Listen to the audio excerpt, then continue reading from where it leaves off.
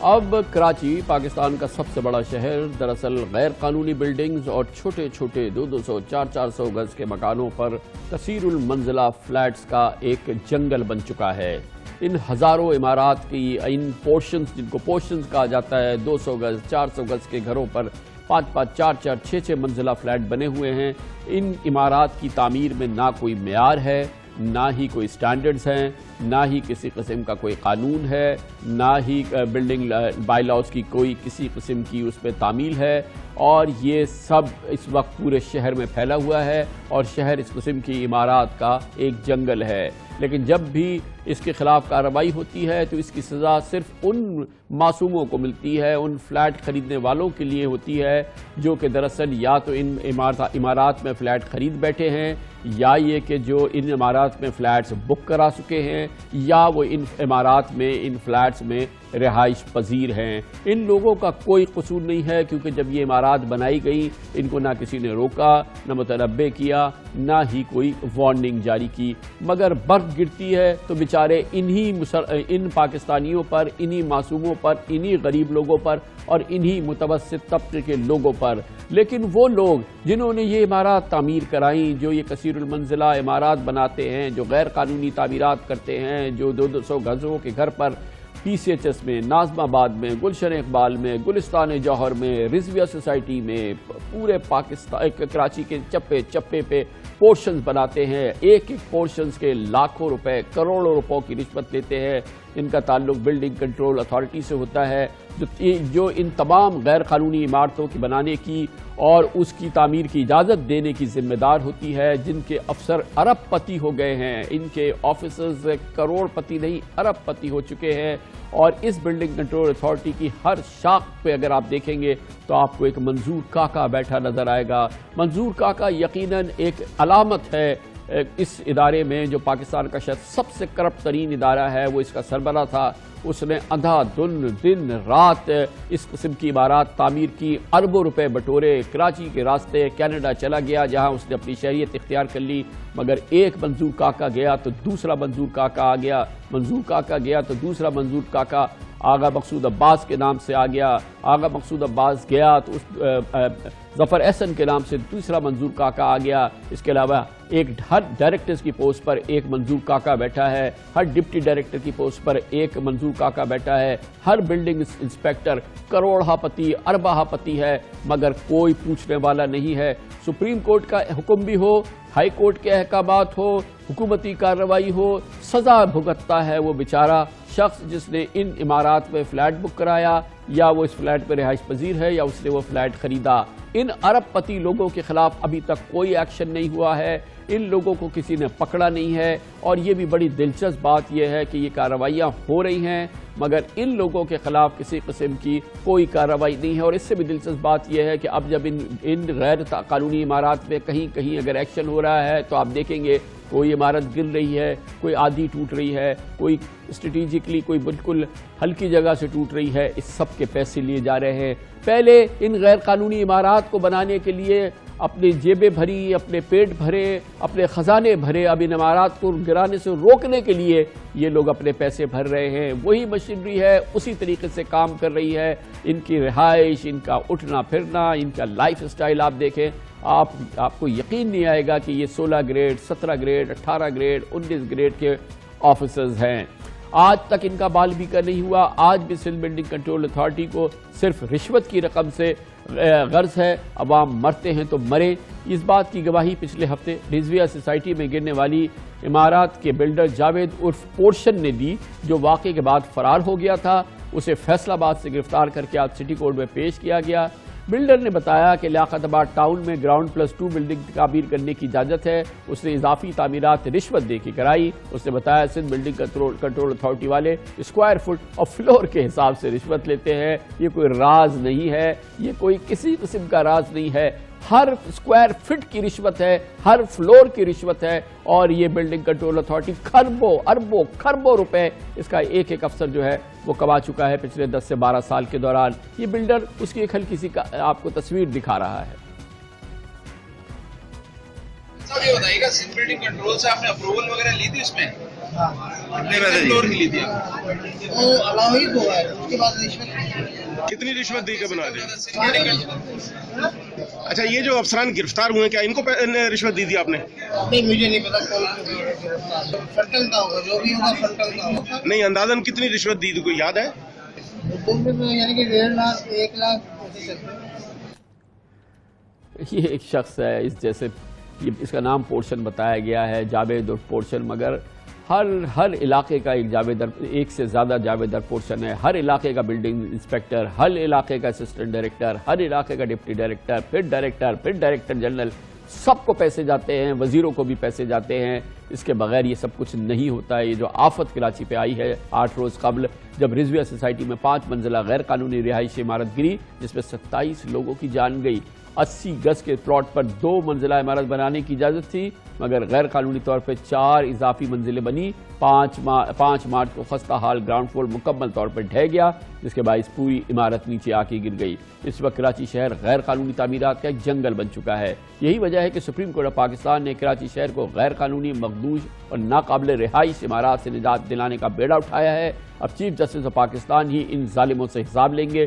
पिछले हफ्ते कराची में इमारत गिरने के अगले रोज़ चीफ जस्टिस गुलजार अहमद ने सुप्रीम कोर्ट कराची रजिस्ट्री में तजावुज़ात के खात्मे और गैर कानूनी तामीरात से मुताल्लिक़ केस की समाअत के दौरान सिंध के इदारों पर बरहमी का इजहार करते हुए कहा था कि छोटे छोटे प्लॉट्स पर ऊंची इमारतें बना देते हैं। रेवेन्यू डिपार्टमेंट बहुत बड़ा चोर डिपार्टमेंट है। SBCA, KMC, वाटर बोर्ड, किस की बात करें, सब इदारे चोर हैं। कल बिल्डिंग गिरी, लोग मरे, आप सुकून से सोए रहे, किसी के कान पर जू नहीं रहेगी। जो लोग मर गए उनका कौन जिम्मेदार है? किसी को एहसास है जो लोग मर रहे हैं और आप चैन की बंसरी बजा रहे हैं? खुदा न खास्ता पूरा कराची ही ना गिर जाए। जिस तरह कराची में तामीरात हुई वो बहुत बड़ा रिस्क है। चीफ जस्टिस गुलजार अहमद की ऑब्जर्वेशन बिल्कुल 100% ठीक है, क्योंकि रिजविया सोसाइटी में इमारत गिरने के बाद शोर और गोगा तो बहुत हुआ। सिंध हुकूमत की जानिब से ज़बानी बयानात ज़रूर आए, सबको पता है कि ये क्या होता है, किस तरीके से हुआ है, मगर हल क्या निकला? अभी इस इलाके में कई दर्जनों बिल्डिंग सिर्फ इसी इलाके में मौजूद है, बाकी तो शहर में हर जगह मौजूद है,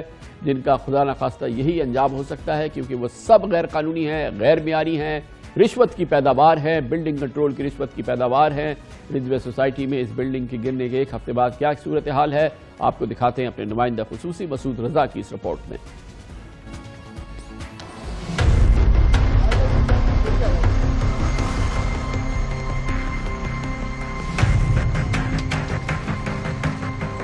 बदले 40-40, 50-50 पे 3-6 माला उन्होंने बनाया हुआ है। कोई पूछने वाला नहीं। पुलिस वाले आते हैं, एक छत डलती है, पैसे मिलिए, चल भाई बनाते रहो। 2-2 महीने में बिल्डिंगें तैयार हो रही हैं, क्यों इजाजत दे रहे हैं?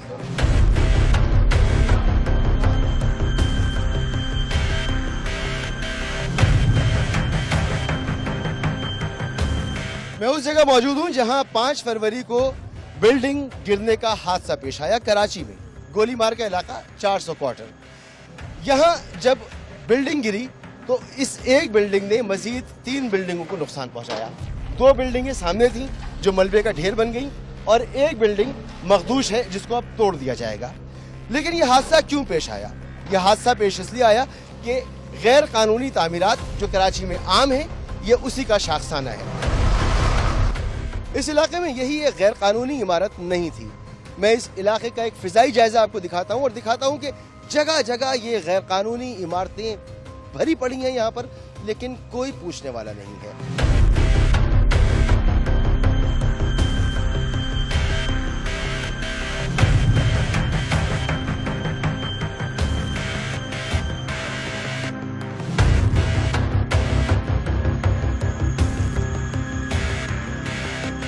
ये गली जिसको खुला होना चाहिए था, इसमें आगे चलकर शायद एक आदमी भी ना गुजर सके, और ऊपर अगर आप देखें तो 2 इमारतों के दरमियान सिर्फ 2 या 2.5 फीट का फासला है। तो इस तरीके से पूरी आबादी के प्लान को मुतासिर किया गया।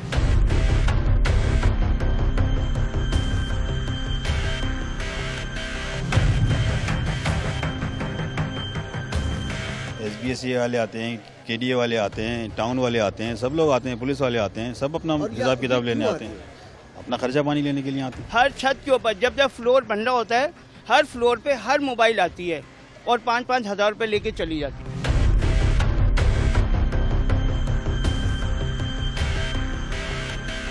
जो बिल्डिंग गिरी है اسی بلڈر کی ایک اور بلڈنگ ہے جو اس نے 2011 میں بنائی.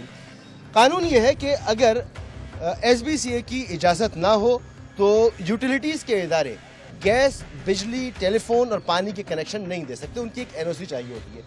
یہ عمارت آپ دیکھیں گراؤنڈ، پھر میزنین، 1 2 3 3 منزل اوپر میزنین کے ساتھ گراؤنڈ، اور پھر اس کے اوپر مزید 2 بلڈنگیں ڈالی گئی ہیں. تقریباً 7 منزلہ یہ بلڈنگ ہے. اور اس بلڈنگ کے پاس گیس کے میٹر بھی ہیں، بجلی کے میٹر بھی ہیں. تو تمام سہولیات یہاں پر موجود ہیں. سونے پہ سہاگا یہ ہے کہ یہ یوٹیلیٹی فراہم کرنے والے ادارے بھی اس بات کا خیال نہیں رکھتے کہ وہ اپنی تنصیبات کہاں بنا رہے ہیں. حد تو یہ ہے کہ ہیوی ٹیلی فون ٹاور بھی اس بلڈنگ کے اوپر موجود ہے، جس کے اوپر ہیوی جنریٹر بھی رکھا ہوا ہے. اور اس بلڈنگ کی حالت اچھی خاصی مخدوش معلوم ہو رہی ہے. میرے ساتھ خرم صاحب موجود ہیں اور یہ سامنے والے گھر پہ رہتے تھے جس پر یہ بلڈنگ ٹوٹ کر گری تھی. میں خود اس بلڈنگ میں سو رہا تھا جب بلڈنگ گری ہے، تو میں زخمی حالت میں نیچے اترا. میرے 2 بچے چھوٹے، بیوی، میرا بھائی لیکچرر اردو یونیورسٹی میں تھا، اس کی بچہ اور بیوی، میری والدہ، بہن اور بھانجی. 9 افراد کے جنازے اٹھے ہمارے گھر سے. 9 افراد کی جنازے اٹھے آپ کے گھر سے.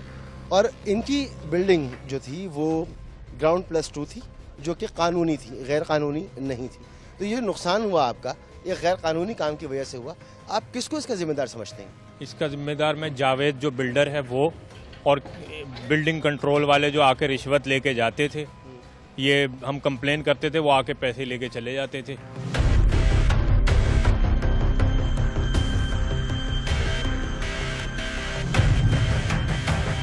میرا بھائی پروفیسر تھا وفاقی یونیورسٹی کا، وہ گیا، اس کی بیوی گئی، اس کا ایک بچہ گیا، میری والدہ گئی، میری بیوہ بہن گئی، اس کی بیٹی گئی، اور 2 میری بھابیاں گئی ہیں. اس کے اندر 2 فلور بن سکتے تھے، فرسٹ اور سیکنڈ. اس پہ وہ 7 فلور لے گیا تھا. تھانے تک میں اطلاع گئی ہے، کچھ بھی نہیں ہوا. اس کو نوٹس دیا ہے 15 دن پہلے ہی، اس پہ بھی کوئی رد عمل نہیں ہوا. نوٹس کی کاپی ہے ہمارے پاس. جو سالوں میں مکمل ہونے والی بلڈنگ ہے وہ 2 مہینے کے اندر پورا پروجیکٹ بنتا ہے اور وہ بیچ کے بھاگ جاتا ہے انویسٹر. یہ میرے ہاتھ میں انمتا کی فائل ہے. انمتا اس بلڈنگ میں رہتی تھی جو بلڈنگ گری ہے. اس کی فیملی، اس کے والد پولیس میں کام کرتے تھے، لاڑکانہ سے یہاں آئے تھے، اور یہ پوری فیملی. انمتا بھی اب اس دنیا میں نہیں ہے. انمتا کی فائل جس پر ٹیچر نے ایکسلنٹ لکھا ہے اور A+ اس کو گریڈ ملا ہے، اس کی فائل یہاں پر پڑی ہوئی ہے. اور میری سمجھ میں نہیں آ رہا کہ میں کیسے ایکسپلین کروں کہ کیسے پھول جیسے بچے اس حادثے کی نظر ہو چکے ہیں. یہ صرف رضویہ سوسائٹی کی بات نہیں ہے، گل بہار کا بات نہیں ہے جہاں پر یہ واقعہ ہوا. کراچی کے تقریباً ہر علاقے کی یہ کیفیت ہے. ایسی ہی غیر قانونی عمارتیں، ایسی ہی ناقابل رہائش عمارتیں، ایسے ہی چھوٹے چھوٹے گھروں کے اوپر 4 5 6 منزلہ ملٹی اسٹوریڈ فلیٹس، سب بلڈنگ کنٹرول والے مل کے بناتے ہیں. پولیس اس میں شامل ہوتی ہے.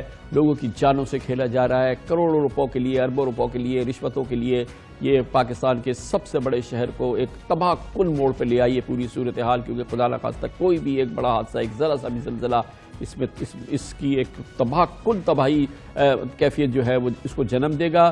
یہ تھی اس رضویہ سوسائٹی کی بات. ہمارے نمائندے مونس احمد کچھ دوسرے علاقوں میں بھی گئے کراچی کے، ہم آپ کو وہاں کی بھی صورتحال دکھاتے ہیں.